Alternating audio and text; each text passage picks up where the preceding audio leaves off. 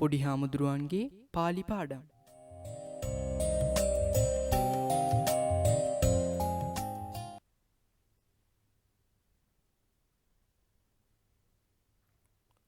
තෙරුවන් සරණයි ආයුබෝවන්.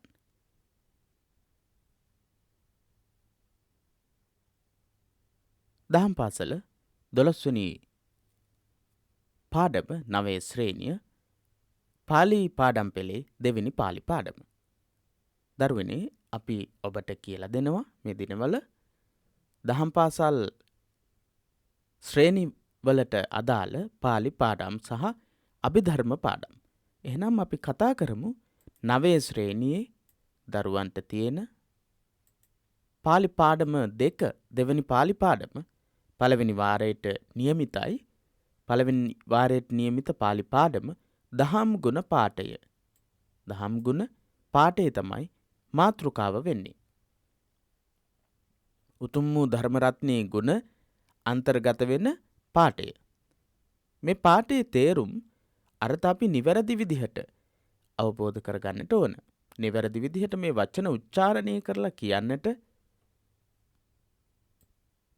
අපිට පුළුවන් වෙන්නට ඕන. ඉතින් ඒ දැනුම ඇති කර ගැනීම සඳහා තමයි අපි මේ සූදානම් වෙන්නේ.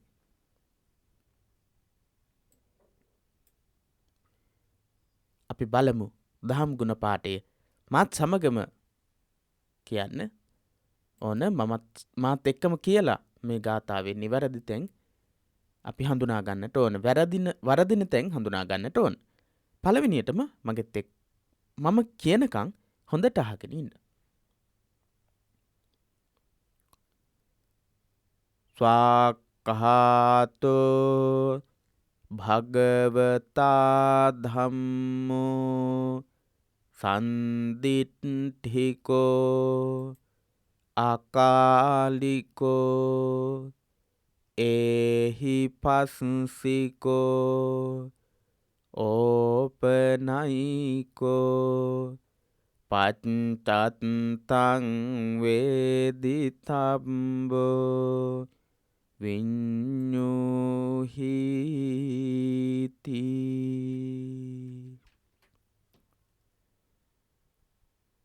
මාත් සමගම ඊළඟට කියන්නට ඕන. ස්වාක්ඛාතෝ භගවතා ධම්මෝ සන්දිට්ඨිකෝ අකාලිකෝ ඒහි පස්සිකෝ ඕපනයිකෝ පච්චත්තං වේදිතබ්බෝ විඤ්ඤුහිති.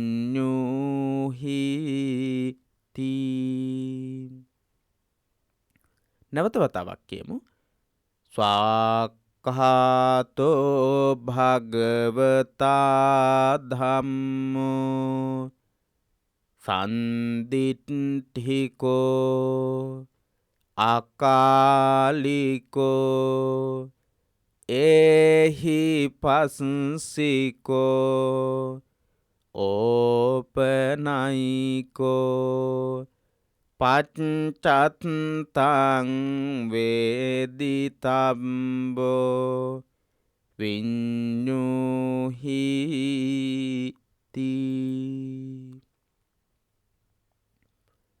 ධර්මරත්නී ගුණ අන්තර්ගත වෙන මේ පාඨය අපි පළවෙනියටම ඒ විදිහට නිවැරදි උච්චාරණයෙන් යුක්තව ප්‍රකාශ කරන්නට ඕන. ධර්මරත්නී ගුණ සිහි කිරීමේදී ඉහත පාඨය ශබ්ද නගා නිවැරදිව කියවීම අනිවාර්යයෙන්ම අවශ්‍යයි. ශබ්ද නගලා නිවැරදි විදිහට උච්චාරණය කරලා කියන්නටත් ඕන. අපි මේ ගාථාව කියද්දී හොඳට බලා ගන්න. ස්වාක්ඛාතෝ මහ ප්‍රාණ කයන්න තියෙනවා. භගවතා ධම්මෝ භගවතා නෙමෙයි භගවතා ධම්මෝ. ධම්මෝ නෙමෙයි ධම්මෝ. සන්දිට්ඨිකෝ සන්දිෂ්ඨිකෝ කියලා සමහර අය කියනවා. සන්දිෂ්ඨිකෝ කියලා එකක් නැහැ. මේ හොඳට බලා ගන්න. සන්දිට්ඨිකෝ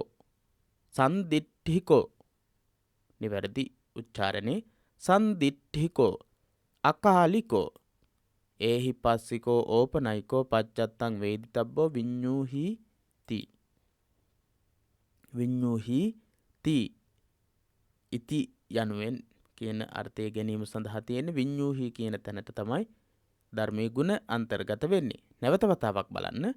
ස්වාක්ඛාතෝ භගවතා ධම්මෝ සන්දිට්ඨිකෝ ඒ තැන්වල විතරයි මහ ප්‍රාණ අකුරු තියෙන්නේ. කහා යන්න ස්වාක්ඛාතෝ කියන වචනේ කහා අකුර ඊළඟට තියෙනවා භගවතා කියන තැන මහ ප්‍රාණ භයන්න ඊට පස්සේ ධම්මෝ කියන තැන මහ ප්‍රාණ ධයන්න තියෙනවා ඊට පස්සේ සන්දිට්ඨිකෝ කියන තැන සන්දිෂ්ඨිකෝ කියලා හැම උච්චාරණය කරන්නට එපා. ඒක සම්පූර්ණ වැරදි. සන්දිට්ඨිකෝ ඉතින් නිවැරදි උච්චාරණයෙන් අපිට එහෙම කියන්නට පුළුවන්. ස්වාක්ඛාතෝ භගවතා ධම්මෝ සන්දිට්ඨිකෝ අකාලිකෝ ඒහි පස්සිකෝ ඕපනයිකෝ පච්චත්තං වේදිතබ්බෝ විඤ්ඤූහිති.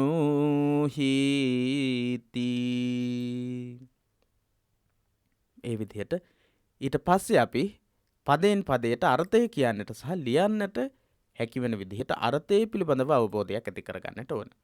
මීට කලින් පාඩම්වලදීත් මීට කලින් පන්තිවලදීත් අපි අනිවාර්යයෙන්ම මේ විදිහට පාලි පාඨ අනුව තමයි වන්දනා ගාථාවලදී එදිනෙදා පාවිච්චි කරන පාලි පාඨ ආශ්‍රය කරගනිමින් තමයි දහම් පාසල් පාලි දැනුම සංවර්ධනය කරගන්නට කටයුතු කරන්නේ. එතකොට අපි එදිනෙදා පාවිච්චි කරන පාලි භාෂාවේ අන්තර්ගත වෙන ගාථා පාලි පාඨ පිළිබඳ හොඳ දැනුමක් නිවැරදි වැටහීමක් ඇති වෙනවා වගේම පාලි දැනුම උපයෝගී කරගෙන ලස්සන වාක්‍ය රටා නිර්මාණය කරන්නට එවැගේම තවත් තැනක තියෙන පාලි පාඨයක් පාලි ගාථාවක් අර්ථය අවබෝධ කර ගැනීමට පහසු වෙන්නට ක්‍රමවේද එක තමයි ඉතාමත් ලස්සන ක්‍රමවේදයකට මේ පාලි පාඩම් පෙළ නිර්මාණය කරලා තියෙන්නේ.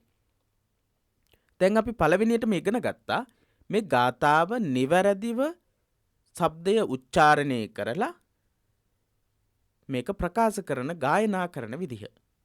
ඊට පස්සේ අපි පදයෙන් පදයට අර්ථය කියන විදිහ ඉගෙන ගන්නවා. එක කියන්නටත් එක ලියන්නටත් අපිට පුළුවන් වෙන්නට ඕන. කියනකොට අපි කියන ප්‍රකාශ කරන ශබ්ද ඒ විදිහටම ලියන්න අපි දැනගෙන ඉන්න ඕන. ගොඩක් අයට උච්චාරණය කරන්න පුළුවන්, කියන්න පුළුවන්, ලියන්න ගියාම වරද්ද ගන්නවා. එහෙනම් අපි අනිවාර්යයෙන්ම ලියන්න සහ කියන්න කියන මේ දෙකම පිළිබඳ දැනුම හැකියාව ඇති කර ගන්න ඕන. අර්ථාවබෝධය සඳහා පදපිළිවෙල දැනගත යුතු වේ. අර්ථාවබෝධය කිරීමේදී පළවෙනියටම පදපිළිවෙල දැනගන්න ඕන. හැම ගාථාවකම අපි හැම පාඨයකම පදපිළිවෙල කියලා එකක් ඉගෙන ගත්තා. මේ පදපිළිවෙල කියලා කියන්නේ ඒ ගාථාවේ හෝ ඒ පාඨයේ අර්ථය සිංහලෙන් දැක්වීමේදී සිංහලෙන් කියන්න නම් ඒ පාලි පාඨයේ තියෙන විදිහටම අපිට කියන්න බෑ.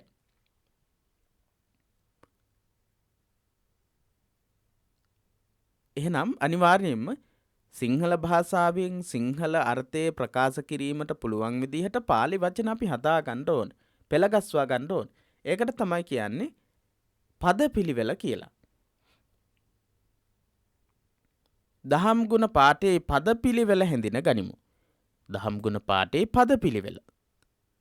ස්වාක්ඛාතෝ භගවතා ධම්මෝ ස්වාක්ඛාතෝ සන්දිට්ඨිකෝ අකාලිකෝ ඒහි පස්සිකෝ ඕපනයිකෝ විඤ්ඤූහි පච්චත්තං වේදිතබ්බෝ.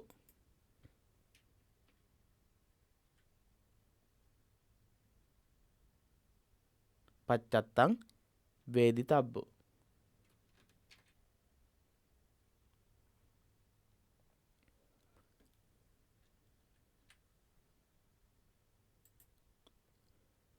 භගවතා ධම්මෝ ස්වාක්ඛාතෝ සන්දිට්ඨිකෝ අකාලිකෝ ඒහි පස්සිකෝ ඕපනයිකෝ විඤ්ඤූහි පච්චත්තං වේදිතබ්බෝ. භගවතා ධම්මෝ ස්වාක්ඛාතෝ සන්දිට්ඨිකෝ අකාලිකෝ ඒහිපස්සිකෝ ඕපනයිකෝ විඤ්ඤූහි පච්චත්තං වේදිතබ්බෝ. මෙන්න මේ විදිහට තමයි අපි පදපිළිවෙල හදාගන්නට ඕන. භාග්‍යවතුන් වහන්සේ විසින් දේශනා කරන ලද භාග්‍යවතුන් වහන්සේ විසින් දේශනා කරන ලද භගවතා ස්වාක්ඛාතෝ දේශනා කරන ලද මේ ධර්මය දේශනා කරන ලද ධර්මයේ ධම්මෝ භගවතා ධම්මෝ ස්වාක්ඛාතෝ භාග්‍යවතුන් වහන්සේගේ ධර්මයේ ස්වාක්ඛාතයි. සන්දිට්ඨිකෝ මනාව දේශනා කරන ලද නිසා ස්වාක්ඛාත නම් වේ. මනාව දේශනා කරන ලද නිසා තමයි ස්වාක්ඛාතෝ කියලා කියන්නේ. භගවතා ධම්මෝ භාග්‍යවතුන් වහන්සේ විසින් දේශනා කරන ලද ධර්මයේ ස්වාක්ඛාතෝ මනවින් දේශනා කරන ලද හේයින් ස්වාක්ඛාතයි. මේ ධර්මය තමා විසින් දැකිය යුතු බැවින්ද සන්දිට්ඨික නම් වේ. තමා විසින් දැකිය යුතු නිසා සන්දිට්ඨිකෝ කියලා කියනවා. අකාලිකෝ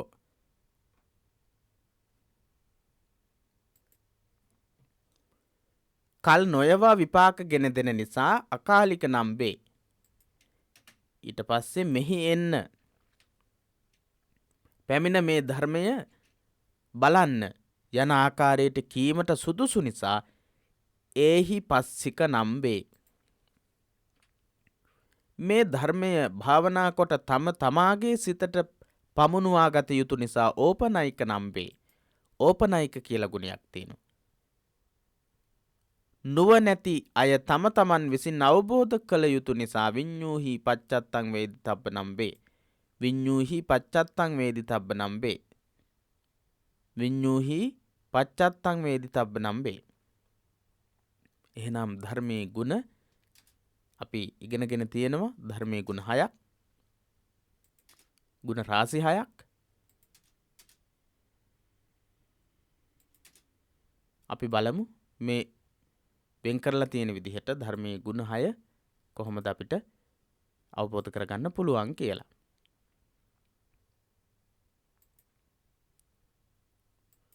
ඔබට පේනවා මෙතන ධර්මයේ ගුණ 6 ලස්සනට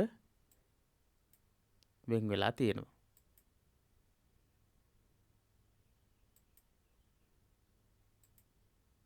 ධර්මයේ ගුණ 6 වෙනමම අපිට හඳුනා ගන්න පුළුවන් වුණා.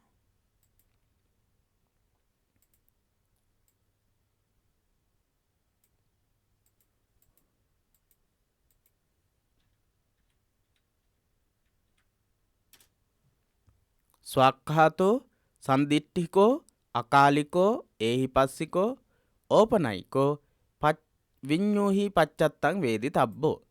ධර්මයේ ගුණ භගවතා ධම්මෝ කියන එක භාග්‍යවතුන් වහන්සේ විසින් දේශනා කරන ලද ධර්මයේ කියන එක. භගවතා ධම්මෝ ස්වාක්ඛාතෝ සන්දිට්ඨිකෝ අකාලිකෝ ඒහිපස්සිකෝ ඕපනයිකෝ විඤ්ඤූහි පච්චත්තං වේදිතබ්බෝ. ධර්මයේ ගුණ 6 තමයි මේ විදිහට අපි වෙන් කරලා හඳුනාගන්නේ. ස්වාක්ඛාතෝ සන්දිට්ඨිකෝ අකාලිකෝ ඒහිපස්සිකෝ ඕපනයිකෝ විඤ්ඤූහි පච්චත්තං වේදිතබ්බෝ. ස්වාක්ඛාතෝ සන්දිට්ඨිකෝ අකාලිකෝ ඒහිපස්සිකෝ ඕපනයිකෝ විඤ්ඤූහි පච්චත්තං වේදිතබ්බෝ. ඊට පස්සේ අපි මේ ධර්ම පාඨවල ධර්මයේ ගුණවල තේරුම වෙන වෙනම හඳුනා ගන්නවා.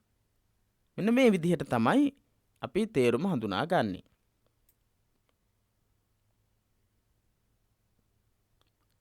භාග්‍යවතුන් වහන්සේ විසින් දේශනා කරන ලද මේ ධර්මයේ කියන එක අපිට හැම ගුණයකටම ගන්නට වෙනවා. භාග්‍යවතුන් වහන්සේ විසින් දේශනා කරන ලද මේ ධර්මය මනාව දේශනා කරන ලද නිසා ස්වාක්ඛාත නම් වේ. භගවතා ධම්මෝ සන්දිට්ඨිකෝ භගවතා ධම්මෝ අකාලිකෝ භගවතා ධම්මෝ ඒහිපස්සිකෝ භගවතා ධම්මෝ පච්චත්තං විඤ්ඤූහි පච්චත්තං වේදි තබ්බ. ඒ විදිහට අපිට ගන්නට වෙනවා භාග්‍යවතුන් වහන්සේ විසින් දේශනා කරන ලද මේ ධර්මයේ මනාව දේශනා කරන ලද නිසා ස්වක්ඛාත. ස්වක්ඛාත කියලා කියන්නේ මනාව දේශනා කරන ලද නිසා. මනාව දේශනා කරන ලද නිසා ස්වක්ඛාත. මනා බුදුරජාණන් වහන්සේගේ ධර්මය මනාව දේශනා කරලා තියෙනවා. උන්වහන්සේ කිසිම ගැටලුවක් ප්‍රශ්නයක් නොවන විදිහට බුදුරජාණන් වහන්සේ ඒ උතුම් වූ ශ්‍රී සද්ධර්මයේ දේශනා කරලා තියෙනවා. ඒ නිසා මේ ධර්මයට කියනවා ස්වක්ඛාත කියලා. මේ ධර්මයට කියනවා ස්වක්ඛාත කියලා. මේ ධර්මය තමා විසින්ම දැකිය යුතු බැවින්ද සන්දිට්ඨික නම්බේ. තමා විසින්ම දැකිය යුතුයි. ධර්මය දකින්න ඕන තමා. තමන් වෙනුවෙන් වෙනත් කෙනෙක්ට ධර්මයේ දකින්න බෑ. වෙනත් කෙනෙක්ට තමන් වෙනුවෙන් ධර්මයේ දැකලා ඒ අනුව නිවන් අවබෝධ කරගන්න බෑ. වෙන කෙනෙක් මං වෙනුවට මට ධර්මයේ අවබෝධ කරවගන්න බෑ. වෙන වැඩ කරනවා වගේ මගේ වැඩ කටයුතු මට පුළුවන් වෙන කවුරු හරි ලවා කරවගන්න. ගෙදර දොරේ වැඩ කටයුතු, වත්තු පිටිවල වැඩ කටයුතු, විහාරස්ථානවල වැඩ කටයුතු වෙන කට්ටිය ලවා කරවගන්න පුළුවන්. ඒ වුණත් තමා විසින්ම මේ ධර්මයේ දැකලා මේ ධර්මය අවබෝධ කරගන්නට ඕන. ඒ නිසා මේකට කියනවා තමන්ම දැකිය යුතු කියන අර්ථයෙන් සන්දිට්ඨික කියලා. ධර්මයේ නිවන් දකින්නට, ධර්මයේ දකින්නට ඕන, ධර්මය අවබෝධ කරගන්නට ඕන තමන්මයි. ඒ නිසා කියනවා සන්දිට්ඨික කියලා. සන්දිෂ්ඨිකෝ කියලා කියන්නේ නැහැ ඊට පස්සේ. සන්දිට්ඨිකෝ. මේ ධර්මය කල් නොයවා විපාක ගෙන දෙන නිසා අකාලික නම්බේ. කල් නොයවා විපාක දෙනවා. අපි උදාහරණයක් විදිහට ගත්තොත් ඔන්න පන්තියේ යාළුවෝ දෙන්නෙක් ඉන්නවා. ඒ යාළුවෝ දෙන්න රණ්ඩු වෙනවා. හැමදාම රණ්ඩු වෙනවා. ඒ යාළුවෝ දෙන්නට ආචාර්ය ස්වාමින් වහන්සේ ප්‍රකාශ කරනවා දේශ කරන එක, වෛර කරන එක, කලහ කරන එක ඉවසීමෙන් තොරකම විනාශයට මුලක්. එහෙම නොකර ඉවසීමෙන් කටයුතු කරන්න කියලා අවවාද කරනවා. එහෙම අවවාද කරා මේ දරුවෝ දෙන්න ඒ ගැටලුව එතනින් නතර කරනවා. ඊට පස්සේ ඒ දරුවෝ දෙන්නටම ඔබටම තේරේවි. ඇත්තටම වෛර කිරීම, ද්වේෂ කිරීම, කලහ කිරීමෙන් කොච්චරනම් අනර්ථයක් අපිට සිද්ධ වෙනවද කියලා. කොච්චරනම් අනර්ථයක් අපිට සිද්ධ වෙනවද කියලා ඔබටම තේරෙනවා. ඒ වගේම යාළුවෝ දෙන්නෙක් ඉන්නවා. පාසලේ විදුහල්පතිතුමා ආචාර්ය වරු අවවාද කරනවා. කලහය නතර කරන්නේ නැහැ. අවසානයේදී ඒ දෙන්න ඒ කලහය වැඩි වෙලා එක්කෙනෙක් අනතුරකටපත් වෙලා, ලොකු අනතුරු වලටපත් වෙලා, එක්කෙනෙක් බන්ධනාගාරගත වෙනවා, එක්කෙනෙක් මරණයට පවාපත් වෙන්න පුළුවන්. එතකොට එතනදී මොකක්ද වෙන්නේ?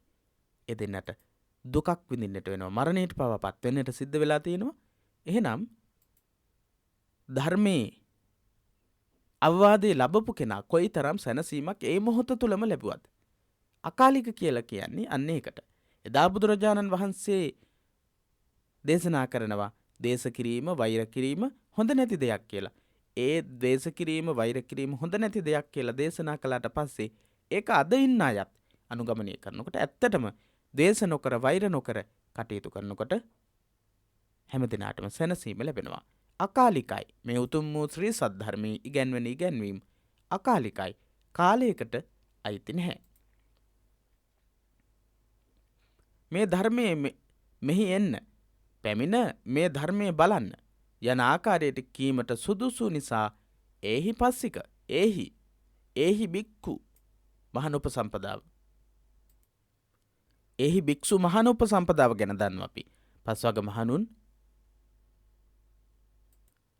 පස්වග මහණුන් පැවිදි කිරීමේදී ඒහි භික්ෂු මහානුපසම්පදාවෙන් තමයි පැවිද්දට පත් කළේ කියලා අපි අහලා තියෙනවා. එහෙනම් මොකක්ද මේ ඒහි භික්ෂු මහානුපසම්පදාව කියන්නේ?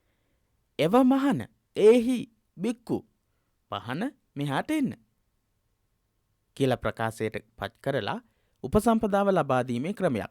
ඒක ලෞතුරා බුදුවරුන්ට පමණයි කරන්නට පුළුවන්. වෙනත් කිසිම කෙනෙක්ට එහි භික්ෂු මහණ උපසම්පදාව ලබා දෙන්නට බෑ.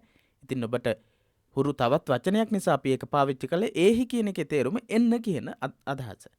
අපි මීට කලින් පාඩමේදීත් ඒ වගේ හි අකුරෙන් දේහි කියන වචනේ පාවිච්චි කළා. සීලං දේහි සිල් ලබා දෙන්න කියන වචනේ පාවිච්චි කළා. ඒහි කියලා කියන්නේ එන්න කියන එක. දේහි කියලා කිව්වේ දෙන්න කියන අදහස. එතකොට පස්සික ඒහි පස්සික පැමිණ බැලිය යුතු බලන අයට මේ ධර්මය පැමිණ බලන අයට ධර්මයට එකතු වෙලා ධර්මයට බැසගෙන ධර්මයට අනුව ඒ අවබෝධය ඇති කරගන්න අයට තමයි මේ ධර්මය. ධර්මයට ගිහිල්ලා තමයි ධර්මය ගැන අවබෝධ කරගන්නට වෙන්නේ. අපිට පිට ඉඳලා බලාගෙන ඉඳලා එහෙම නැත්නම් ධර්ම පොත් දිහා බලාගෙන හිටියට අපිට ධර්මයේ පිළිබඳව අවබෝධය ඇති වෙන්නේ නැහැ. බුදුරජාණන් වහන්සේ දේශනා කරපු ධර්මයේ තියෙන සියලුම කරුණු. මහණෙනි, චතුරාර්ය සත්‍ය ධර්මය කියන්නේ මෙන්න මේක. ආර්ය අෂ්ටාංගික මාර්ගය කියන්නේ මෙන්න මේක.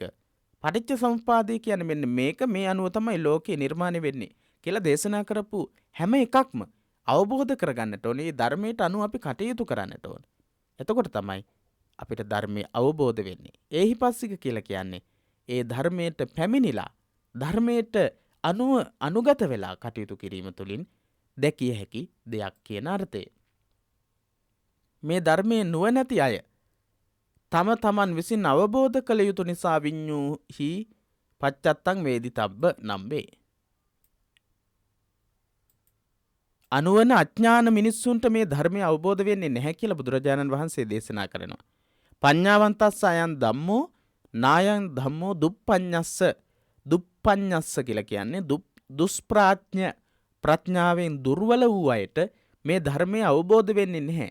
මේ ධර්මය මම දේශනා කරන්නේ ප්‍රඥාව තියෙන අයට කියලා බුදුරජාණන් වහන්සේ දේශනා කළා. එහෙනම් මෙතනදී කියන්නේ විඤ්ඤූහි පච්චත්තං වේදිතබ්බ. විඤ්ඤූහි නුවණැත්තන් විසින් නුවණ තියෙන, ඥානයේ තියෙන, ප්‍රඥාව තියෙන, අවබෝධයේ තියෙන අය විසින් දැකිය යුතු දෙයක් තමයි ධර්මය. නුවණැත්තන් විසින් දැකිය යුතු පච්චත්තං වේදිතබ්බ ප්‍රත්‍යක්ෂ වශයෙන් දත යුතු. නුවණැත්තන් විසින් ප්‍රත්‍යක්ෂ කියලා කියන්නේ ඒක දකින්න ඕන. අපි උදාහරණයක් විදිහට ගත්තොත් අපි දැකලා නැති දෙයක් අපි දැක්කට පස්සේ අපිට ඒක ප්‍රත්‍යක්ෂයි. අපිට ඒකේ ස්වභාවය, ඒකේ ප්‍රමාණය, ඒ දේවල් හැම එකක්ම පේනවා භෞතික මේ වශයෙන් ගත්තම. එතකොට පච්චත්තං කියලා කියන්නේ ධර්මයේ ප්‍රත්‍යක්ෂ වශයෙන් දකින්නවා කියලා කියන්නේ චතුරාර්ය සත්‍ය කියන්නේ මෙන්න මේක කියලා නිවැරදි විදිහටම ප්‍රත්‍යක්ෂ වශයෙන් චතුරාර්ය සත්‍යය ඉගැන්වෙන දුක්ඛ පිළිබඳව සම්පූර්ණ වශයෙන් දැනගන්නවා, අවබෝධ කරගන්නවා. ඒ වගේම දුක්ඛ සමුදය ආර්ය සත්‍ය පිළිබඳව සම්පූර්ණ වශයෙන් අවබෝධ කරගන්නවා. අනේකට තමයි පච්චත්තං කියලා කිව්වේ.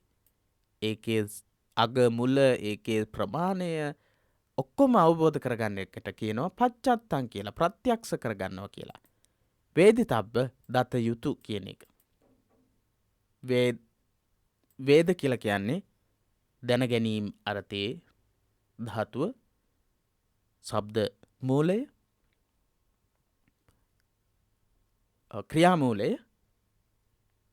ක්‍රියාමූලය ධාතුව කියලා කියනවා. වේද දැන ගැනීම කියන අර්ථයේ වේද ක්‍රියාමූලය ධාතුව. ඉතින් ඒකට එකතු වෙනවා කිතක ප්‍රත්‍ය තබ්බ කියලා. තබ්බ යුතු කියන අර්ථය. තබ්බ අනීය කරණීය මෙත්ත සූත්‍රයේදී කරණීය අනීය කියන ප්‍රත්‍යක් තියෙනවා. ඒකෙත් තියෙන්නේ කළ යුතු කියන අර්ථය. තබ්බ කියන එකෙත් අර්ථය වෙන්නේ කළ යුතු කියන අර්ථය. වේදි තබ්බ කියලා කියන්නේ එතකොට දත යුතු කියන එක. තබ්බ කාතබ්බ දාතබ්බ දිය යුතු, කළ යුතු. ඒ විදිහට යුතු කියන අර්ථය දීම සඳහා තමයි තබ්බ කියන ප්‍රත්‍ය පාලි භාෂාවේදී පාවිච්චි වෙන්නේ. එහෙනම් විඤ්ඤූහි නුවණැත්තන් විසින් පච්චත්තම් ප්‍රත්‍යක්ෂ වශයෙන් වේදිතබ්බ දත යුතු කියන අර්ථය. පාලි පදවල තේරුම් දැනගනිමු. පාලි පදවල තේරුම්. ස්වක්ඛාතෝ මනාව දේශනා කරන ලද්දේය. සුඅක්ඛාතෝ ස්වක්ඛාතෝ කියලා හැදෙන්නේ. සුඅක්ඛාත ස්වක්ඛාත. සුඅක්ඛාතෝ ස්වක්ඛාතෝ. සු කියලා කියන්නේ මනාව කියන එක. සිංහල භාෂාවේදීත් අපි දන්නවා උපසර්ග යෙදෙනවා අර්ථය වැඩි කිරීම සඳහා. සු මිහිරි, මිහිරි සුමිහිරි කියලා හදා ගන්නවා. මිහිරි කියන එක තවත් ගොඩක් මිහිරි කියලා කියන්න සු කියන එක පාවිච්චි කරනවා. එතකොට සුඅක්ඛාත කියලා කියන්නේ නැහැ. සාමාන්‍ය වචනේ හැදෙනවා. සුඅක්ඛාත කියන එක ස්වක්ඛාත කියලා. සුඅක්ඛාත කියන එකේ ස්වක්ඛාත කියලා හැදෙනවා. මනාව දේශනා කරන ලද, මනාව කියන ලද කියන අර්ථය. භගවතා භාග්‍යවතුන් වහන්සේ විසින්. භගවතා භාග්‍යවතුන් වහන්සේ විසින්. භගවතා භාග්‍යවතුන් වහන්සේ විසින්.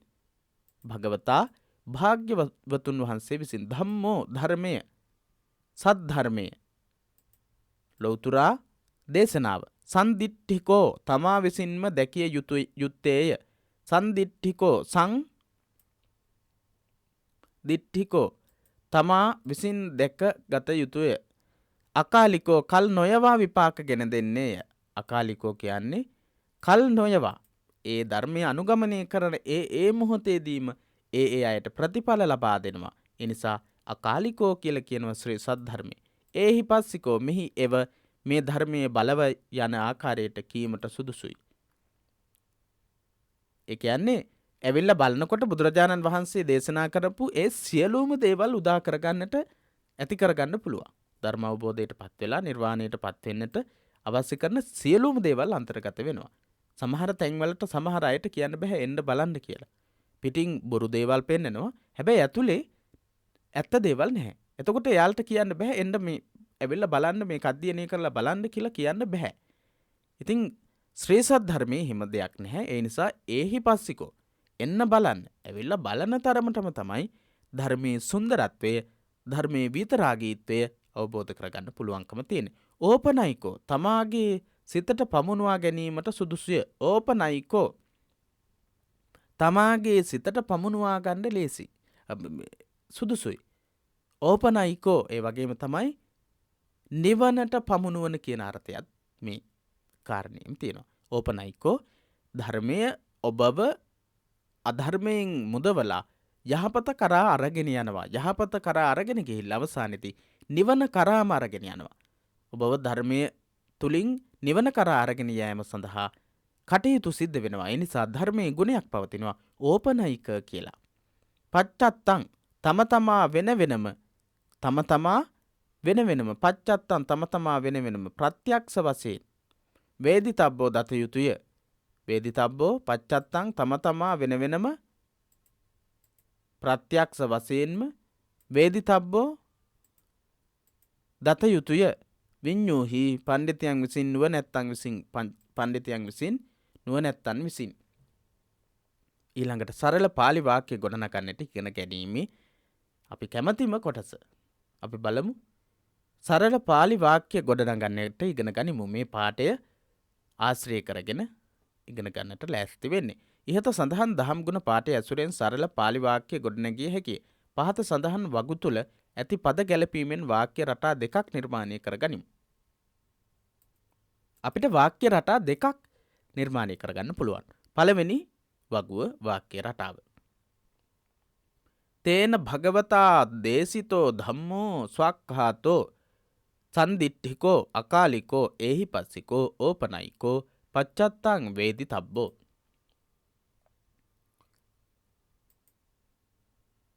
ඒ භාග්‍යවතුන් වහන්සේ දේසිතෝ ධම්මෝ දේශනා කරන ලද ධර්මය ස්වක්ඛාතෝ මනාව දේශනා කරන ලද සන්දිට්ඨිකෝ තමා විසින් දැකිය යුතු අකාලිකෝ කාලයකට අයිති නැත. එහි පස්සිකෝ එව බලවයයි කීමට සුදුසුය. ඕපනයිකෝ නිවනට පමුණුවන සේක. පච්චත්තං තම තමා වෙන වෙනම අවබෝධ කරගත යුතුයි. පච්චත්තම් වේදිතබ්බෝ තම තමා වෙන වෙනම අවබෝධ කරගත යුතුය. භගවතා දේශිතෝ ධම්මෝ තේන භගවතා ඒ භාග්‍යවතුන් වහන්සේ විසින් දේශිතෝ ධම්මෝ දේශනා කරන ලද ධර්මය ස්වක්ඛහතයි සන්දිට්ඨිකයි අකාලිකයි ඒහි පස්සිකයි ඕපනයිකයි පච්චත්තං වේදිතබ්බෝ ප්‍රත්‍යක්ෂ වශයෙන් දත යුතු ධර්මයකි. ඊට පස්සේ තවත් වාක්‍ය ක්‍රමයක් තියෙනවා. ස්වක්ඛාතෝ භගවතා ධම්මෝ සන්දිට්ඨිකෝ භගවතා ධම්මෝ අකාලිකෝ ස්වක්ඛාතෝ භගවතා ධම්මෝ ස්වක්ඛාතයේ භාග්‍යවතුන් වහන්සේ දේශනා කරන ලද ධර්මයේ සාන්දෘෂ්ටිකය භාග්‍යවතුන් වහන්සේ දේශනා කරන ලද ධර්මයේ අකාලිකය භාග්‍යවතුන් වහන්සේ දේශනා කරන ලද ධර්මයේ ඒහි පස්සිකය භාග්‍යවතුන් වහන්සේ විසින් දේශනා කරන ලද ධර්මයේ කියලා අපිට ඒ පාලි වාක්‍ය ක්‍රමයටත් වාක්‍ය හදන්න පුළුවන්. භගවතා දේශිතෝ ධම්මෝ ස්වක්ඛාතෝ භගවතා ධම්මෝ. ඒ විදිහට අනිත් පැත්තටත් අපිට වාක්‍ය රටාව හදන්නට පුළුවන්කම තියෙනවා. වාක්‍ය රටා දෙකක් අපි ඉගෙන ගත්තා. එහෙනම් මේ වාක්‍ය රටාවල තියෙන වචන අපි තේරුම් ගත්තා. ඔබට පුළුවන් මේක තේරුම් ගන්න. අපි නිතරම ප්‍රකාශ කරන වචන මෙතන තියෙන්නේ භාග්‍යවතුන් වහන්සේ විසින් දේශනා කළ උතුම් වූ ශ්‍රී සද්ධර්මයේ ගුණ පදනම් කරගෙන මේ සාකච්ඡාව අපි සිද්ධ කළේ. මේ පාඩම සාකච්ඡා වෙන්නේ. ඊට පස්සේ ක්‍රියාකාරකම්. හැම ක්‍රියාකාරකමකම පළවෙනි ප්‍රශ්නය වෙනවා මෙන්න මේ ප්‍රශ්නේ. මේ ප්‍රශ්නේ කියලා කියන්නේ මෙන්න මේ වගේ ප්‍රශ්නයක්. දහම් ගුණ පාඨයේ නිවැරදිව ශබ්ද නගා කියන්න කියන ප්‍රශ්නේ. ඒකට හේතුව තමයි පළවෙනිම හැකියාව අපි සංවර්ධනය කරගත යුතු මේ පාලි පාඨ ගාථා නිවැරදිව උච්චාරණය කරලා කියන එක. ඒ නිසා අපි කියමු බලන්නට. ස්වක්ඛාතෝ භගවතා ධම්මෝ සන්දිට්ඨිකෝ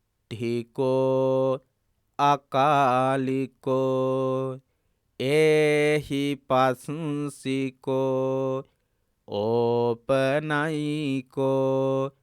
පච්චත්තං වේදිතබ්බෝ විඤ්ඤුහිති.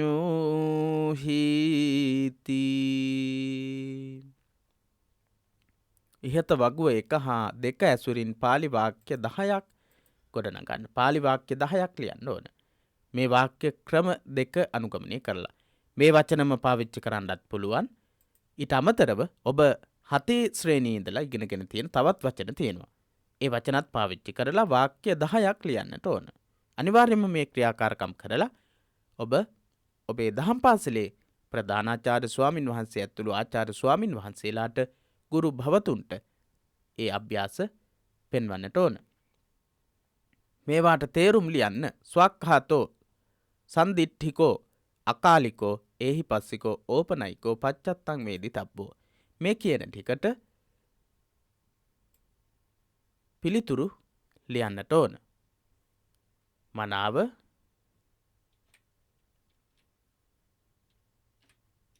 දේශනා කරන ලද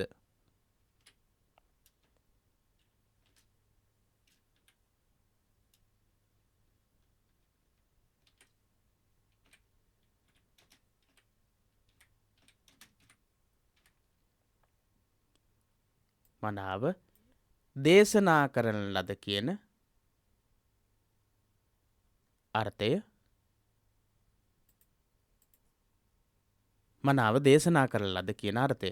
ඊට පස්සේ ඊළඟේ වචනවල තේරුම අපි ලියන්නේ නැහැ. ඔබට පුළුවන් ඒ වචන ලියන්නට. එහෙමනම් අපි ඒ සාකච්ඡා කළේ දහම් පාසලේ 9 වෙනි ශ්‍රේණියේ දෙවනි පාලි පාඩම. පළවෙනි වාරයට નિયમિત දෙවනි පාලි පාඩම ස්වක්ඛාත ආදී දහම් ගුණ පාඨය පිළිබඳව අවබෝධ කරගත යුතු උච්චාරණයේදී වරදින්නට පුළුවන් තැම් සියල්ලක්ම අපි සාකච්ඡා කළා. එසේනම් ඊළඟ වාරයට નિયમિત ඊළඟ පාලි පාඩමෙන් හමු වීමේ බලාපොරොත්තු වෙන්න.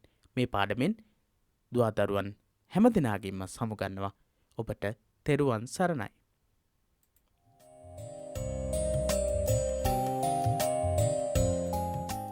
පොඩි හාමුදුරුවන්ගේ පාලි පාඩම්.